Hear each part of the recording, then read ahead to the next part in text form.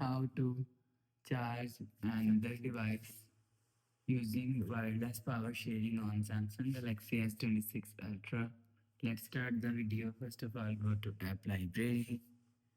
Here, click on Settings app. Now in Setting, scroll down and click on Battery.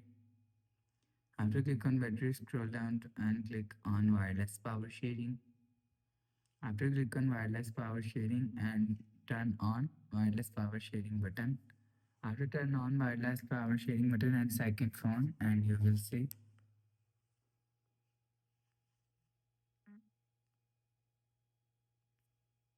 see charging is start.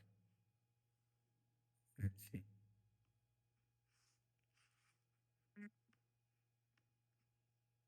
We'll see. So after the process, go back to home screen.